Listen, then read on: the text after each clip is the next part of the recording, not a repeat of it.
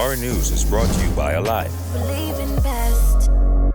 Coming up tonight, the Disaster Reconstruction Authority makes its first NIB contribution payment.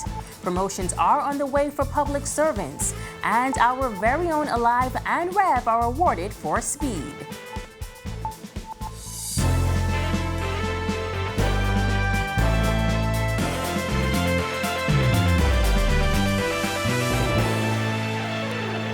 This is our News Weekend edition. Thank you so much for tuning in. I'm Megan Shepard. State Minister in the Office of the Prime Minister, Myles LaRota, says around $60,000 was paid to NIB from the Disaster Reconstruction Authority in recent weeks. His comments come after he told parliamentarians that the DRA has not paid any NIB contributions for its employees. At December 2021, LaRota said the DRA owed NIB just over $168,000. He says he's expecting that debt to be liquidated soon. I'm advised that the first payment has already been sent to the National Insurance Board. I expect in short order for that debt owed to NIB to be liquidated. I can't say right now. I think it's somewhere in the area of about $60,000. More promotions could soon be on the way for the public service sector. State Minister for Public Service, Pia Glover-Roll, says the processing of promotions is already underway for positions at various government agencies. There are other exercises that are going on simultaneously. We continue with immigration. The Ministry of Education is another big one. Social services we're looking at as well. And the public service, the Ministry of Public Service as well. While she says they are working to get those promotions approved, Glover-Roll admits the process is too lengthy. The work is going on. The work is going well. And as I meet civil servants across the country, even in social circles, they're very happy to be receiving their letters.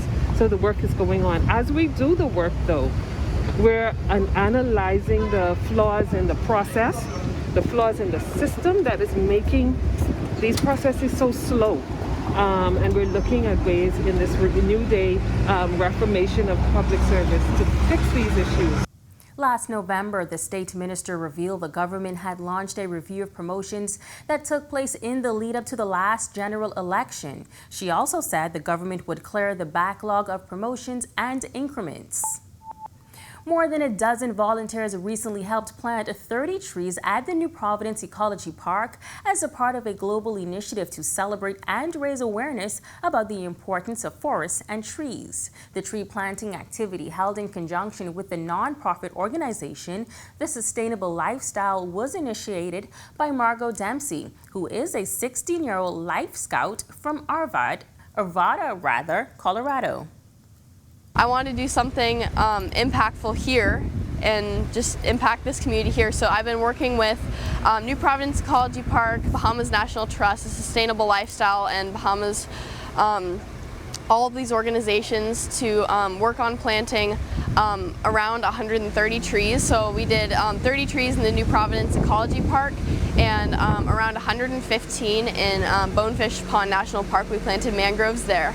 Tree planting has become a cornerstone of many environmental campaigns, as environmentalists say it is an accessible way to help reduce the impact of carbon emissions and restore natural ecosystems. NPEP Chairman Felix Stubbs. The fact that she chose the New Providence Ecology Park is an indication that we are an area that people believe that we are helping the environment, and so we were just delighted to be a partner in that event. The species of tree seedlings planted include mahogany, buttonwood, paradise brown, ebony, and gumbo limbo, all of which are native to the region and adapted to local conditions. Well, it has been confirmed Rev and Alive have the fastest network services in the country. Alive winning the fastest mobile network, while Rev has been named the fastest fixed network. Both awards were based on Q3 and Q4 2021 performance. Cable Bahamas Group of Companies President and CEO Franklin Butler says he is delighted to have Ookla, the global leader in network intelligence and connectivity insights, recognized. What excites me more is, even with our current product and some of our challenges, as we think about our move to fiber to the home, which we just recently launched, our 80 million upgrade here in New Providence, I'm excited that our customers are going to continue to get a world-class experience. And it's just good to be recognized by an international partner like Ookla, that in the Bahamas that we've got the fastest network in the Bahamas. And so this is something that we continue to benchmark ourselves against what world-class really is. And so Ookla's recognition of our work and the hard work that we went through. I mean, I must confess, as CEO of our business, with the challenges of the pandemic, it's really good to know that the upgrades that we have made to our network continue to make a difference to our customers and to our overarching partners. During and after the passage of Hurricane Dorian, Alive helped to get people reconnected. Alive CEO John Gomez says network and technologies are key pillars for the organization. To be recognized by an independent party in terms of the speed, and not just the speed, but what is the backbone of that is also the resilience of our network as well. And so when Alive launched its network, it was a state-of-the-art network, and it still is. And this is a testament in terms of the network that we've built, and hence the performance that we are now recognizing and seeing today. We're 5.5 years old, so I should say 5.5 years young. But when we are recognized by such a global entity to understand and to recognize the performance of our network, for us it's huge, and it's a testament of not just how the network was built, but it's the teams that put the whole thing together.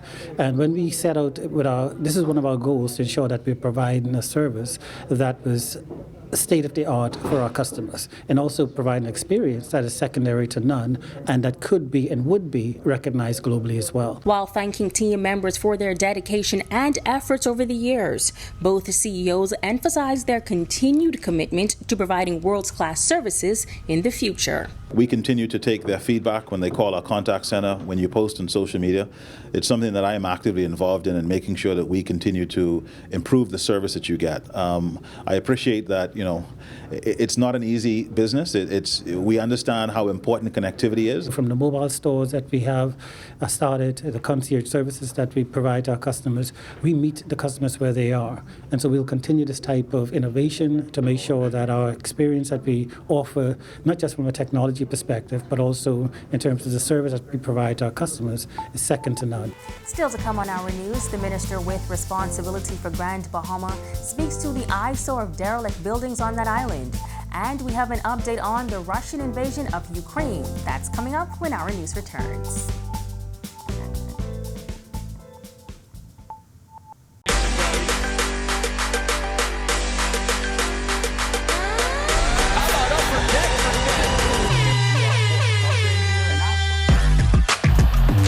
Got size at 6'5".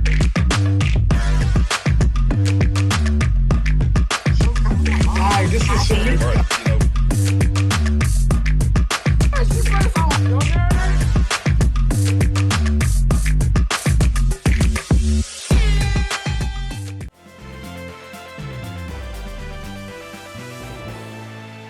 The Mall at Marathon turned into a silent witness exhibition this afternoon. This, as the Bahamas Crisis Center aims to push the conversation of gender-based violence and child protection. First Lady Anne-Marie Davis notes, in 2021, there were 8 domestic violence-related murders, and unfortunately, incidents of domestic violence appear to be on the rise. This problem of domestic violence really is, and one of the ways that we will fight it is by recognizing that we are all silent witnesses and we have to speak up. We must speak up to end the violence and to bring awareness to everyone that it is killing our society, it is making us angry, it is affecting our children in ways that we will never know how badly they're affected until they grow a little older and then they cannot function as people or adults. Director of the Bahamas Crisis Center, Dr. Sandra Dean Patterson, says during Child Protection Month, the exhibit will highlight those who have been abused, violated, and even murdered. The reason why gender-based violence continues is because we tolerate it. We tolerate it, we don't talk about it, we keep silent, we say it's private, we're ashamed of it, or we feel guilty about it, and that's why it continues. So it's only when you break the silence and talk about it, that we will see a difference in it. Derelict buildings have long been an issue for the Grand Bahama Port Authority and Freeport community at large. Not only are they an eyesore, but also allow for vagrancy and present hubs for violent activities to take place. But Minister of Grand Bahama Ginger Moxie told the press this week that she is committed to cleaning up Grand Bahama and that the government will do all it has to tear down derelict buildings in partnership with the Grand Bahama Port Authority. That's one of the immediate things that we've been looking at, and it's some environmental bylaws that the port has presented. But, you know, outside of that, there are so many other issues that are going on. I know that our Attorney General's office and lawyers from the Port Authority have been in direct contact trying to make progress with it, but that's one of the major things that we are looking at now, and we're working on it. A STEM program teaching high school students programming and coding is shifting the focus on Grand Bahama. The initiative was part of the revitalization and expansion of the Economy of Freeport Committee, better known as REEF.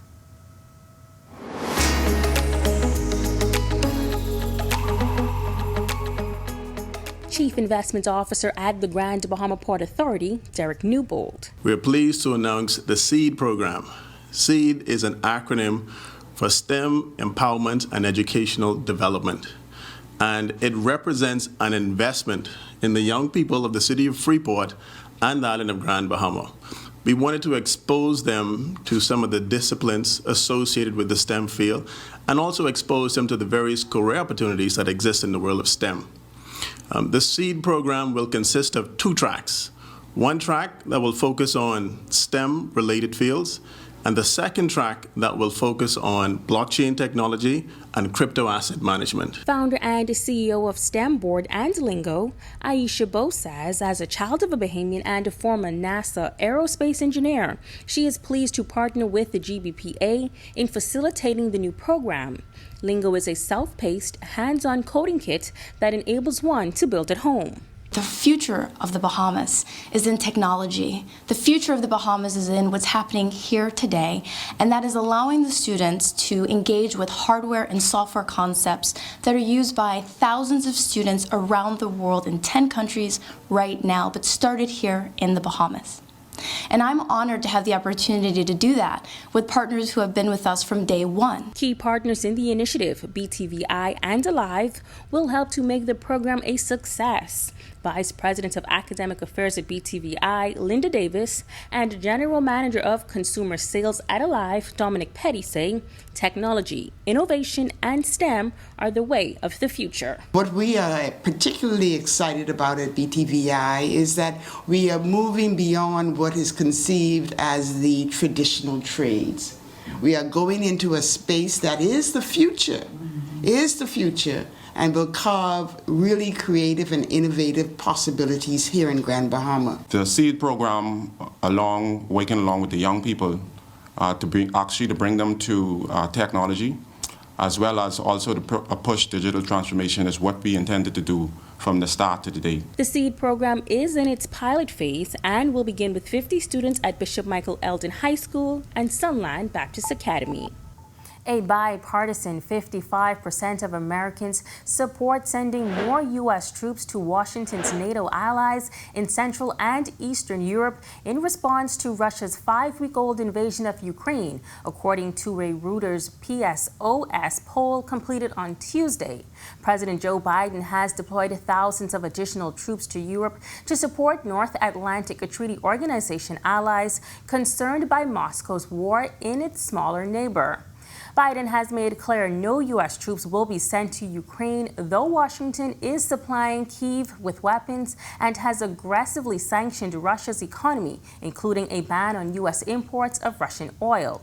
2 senators are joining farm groups and other lawmakers in calling on the U.S. Department of Agriculture to allow farmers to plant conserved acres this spring in response to the Russian invasion of Ukraine. Aid groups have warned that global hunger will rise this year as a result of disruptions to the planting season in Ukraine, a major grain exporter. And when our news comes back from the break, our Generation Next segment is on the way. Have you wondered about shack life during the pandemic? Well, we have the details when our news returns.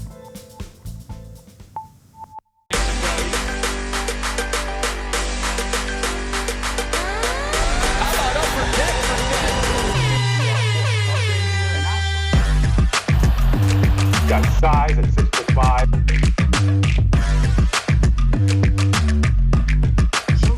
Hi, this is Shamika.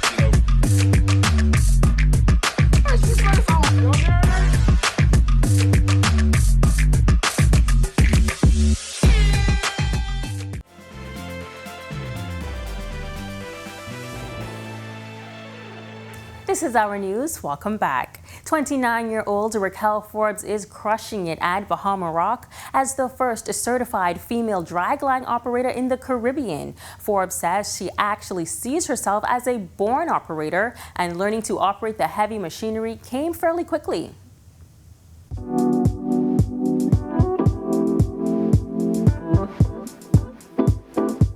I can remember the first time I saw this machine, it was like, whoa, you know.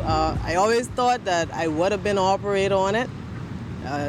Having the opportunity to present itself, I seized the moment, you know.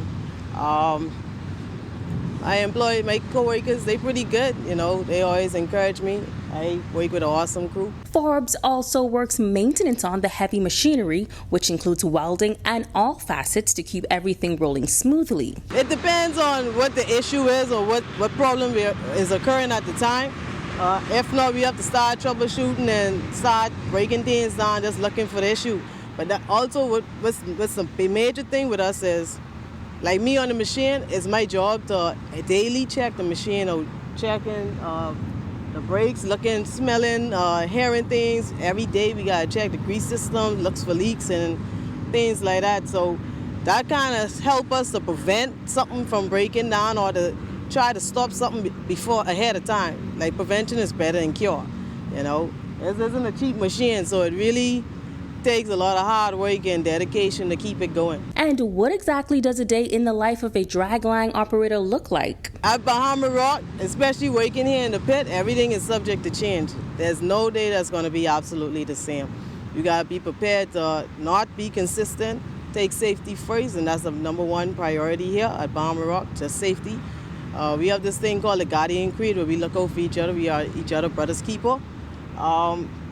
That's our family right there. We spend more time here on the job than we do at home. Most of the time we at home, we sleeping. So we spend more time at work with our co-workers awake. Forbes admits the work can be physically taxing. Like you can see on the dozer, that's a track machine. Track machines are far different than tires, you know. I operate the loader as well. A day on the loader won't be as hard as a day on the dozer. And you can see this dragline ain't a small machine, so doing maintenance is really, really, really some hard work. As the first certified female dragline operator, she has this advice for other young women that may consider entering a traditionally male-dominated field. It's pretty cool, I guess. I open a door for other females to come in, and I tend to say this: life is what you make it. Your own personal life is like a business, and only you can manage it. You know, so anyone else who comes in or feel like they can't do it, there's no limitation. The sky is the limit. You know, you got some really good people out there, but see you trying to make an effort, and they'll take you on. So don't be scared to ask questions. This is where the money is, especially in Grand Bahama. This is where the money is, and I don't think gender makes a big deal of what you can and can't do. You know. As long as you have your heart into something, trust me, it's possible. It's time to get back in the shacks, but that will look different this time around due to the pandemic. Junk Canoe parades are scheduled for Independence, Boxing, and New Year's Day. Our Sasha Lightborn spoke to 2 junk canoers who explained their views on how shacks should look now.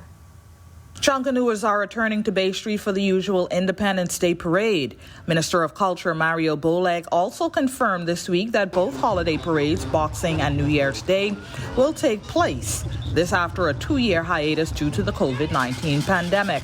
But a return to Bay also means a return to the shacks, where under normal circumstances, COVID protocols are non-existent. We asked 2 Junkanooers, one from the Valley Boys and one from the Saxon Superstars, how they feel the shacks will now need to look. Everybody should now be used to reduced numbers wherever you go and restrictions. If you go to a restaurant, if you go to the movies, everything is reduced. The same has to happen with the shack. So if you were used to the shack being a social environment where you just come and you hang out and do work every now and again, and it's crowded, we can't have that anymore. At any given time, you have upward to 30 members of a specific group there at one time, and it's not just your group members, because even though we are a specific group, we're a Junkanoo community. So I may have to go to one family shack, I may have to borrow rods, I may have to borrow crepe paper, I may have to go for a medley of things, and so the proper protocols have to be in place. So that in itself has to be a very tumultuous task. They also both made an appeal for corporate sponsorship, which they say now more than ever will be vital for many individuals who may wish to participate in the upcoming parades. A lot of the persons that have the skill and talent in Junkanoo are not everyday 9-to-5 workers. So in order for them to get back on the road and to produce what they need to produce, it's going to take a lot of finances, and finances that they do not have. So I want to make an appeal to the corporate world to reach out to Junkanoo groups, reach out to myself even. I have a lot of dancers that are in need and would like to participate on Bay Street. Reach out to me, reach out to group members. They need your help. We're definitely going to need a community outfit, a community working in order for us to show the greatest show on earth.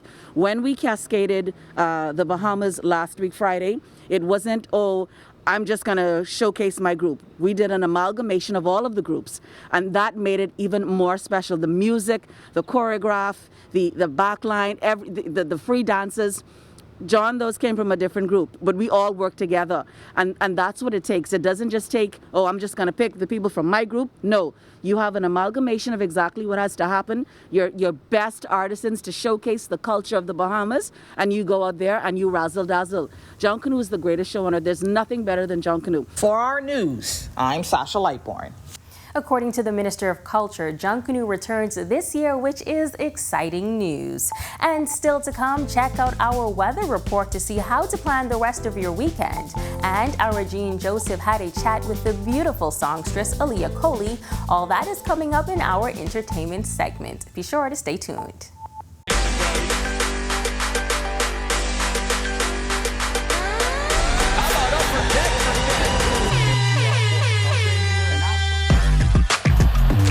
Got size at 6'5".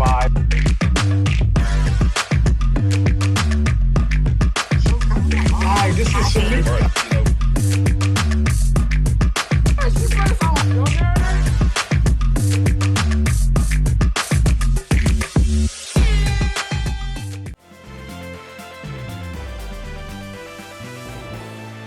Welcome back to our News Weekend Edition. An estimated 10 to 13% of Bahamian adults is suffering from kidney disease, according to local health experts. But representatives from the Kidney Center say it's a disease that, if caught early, can have different outcomes. Christina Dragovich tells us more. Kidney disease isn't something that happened overnight. So through education, persons out there who probably just starting out, or a doctor have told them that, you got to take better care of your health or your kidney is failing. This initiative, this foundation would serve as a bridge to educate patients and families out there on kidney disease. Jenny Lang is a social worker at Grand Bahamas Kidney Center. She says education is key to getting healthy and staying healthy. It's the message underscored by Kidney Association President Brian Sands, who says he too was once a dialysis patient. There is life. It's not a death sentence. There is life. Once you adhere to the doctor's orders and try to maintain a healthy lifestyle and through diet, you can live for the most part a normal lifestyle, go to work, be with family, and be involved with events. Sands recalls how cold the dialysis center was and is thankful for the donation of blankets from the Cheryl Marshall Campbell Foundation. In our foundation, we look at things that are key and important to Cheryl while she lived, which was the kidney center, as well as education. In the unit itself, it gets pretty cold. So it will be of great use to our patients, the oldest patient, the youngest patient, and the longest member of the kidney center patient. 10% of people around the world are living with kidney disease. Reporting for our news, I'm Christina Dragovich. And now it's time to see how weather is shaping up over the next few days.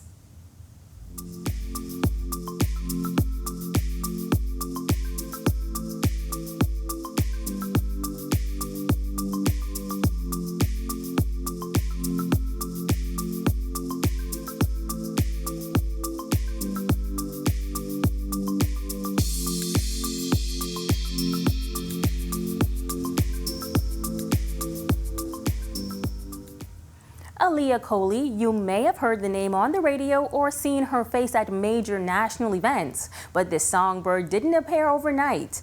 Aaliyah has been fine-tuning her craft for years and says her success is a result of lots of hard work and even more favor. She tells our Jean Joseph about her journey and her new single, Favor. My name is Aaliyah Coley and I am a professional singer. Veteran songstress Aaliyah Coley recently released her flavorful new single, Favor, produced by Christopher Sketch Carey. This feel-good inspirational track features an infectious guitar riff and drums that are sure to make you move and groove. Coley's childhood neighbors would often hear her voice through their walls and they would make requests of her to sing. Though she initially ran from her calling, she couldn't hide from it for long. I would go under the table and sing. So I'd be like, okay, I'll sing from here. And they were, from then it just kind of flourished and blossomed. Coley polished her skills singing in school and church before finally taking a leap of faith, entering a song competition that would land her on the big stage at New York City's world-famous Apollo Theater. It's one of the top 3, and I had that opportunity, and that was my definite defining moment. I said, yes, this is what I'm going to do for the rest of my life. Aaliyah, who says she was born to sing, has embraced her calling to inspire and uplift people through song, even entertaining the Duke and Duchess of Cambridge during their visit to the islands. This was what I was born to do.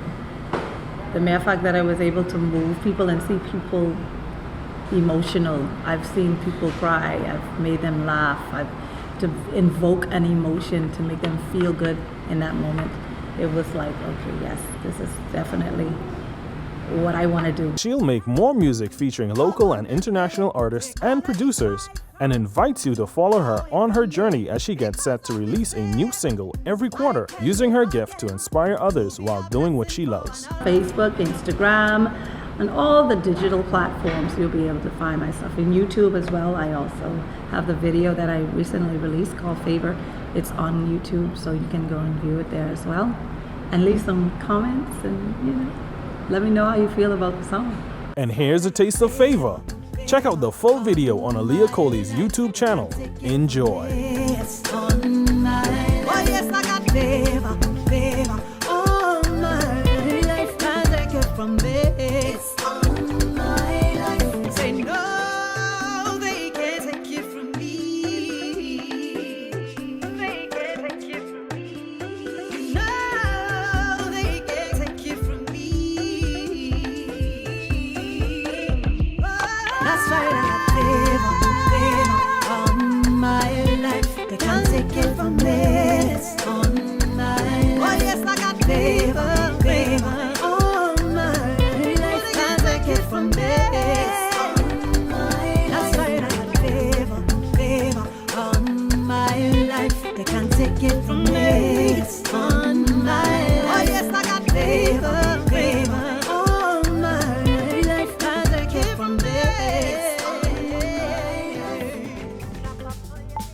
Thank you so much for joining us for our News Weekend Edition. On behalf of the entire team, I'm Megan Shepherd. We'll see you right here again tomorrow night.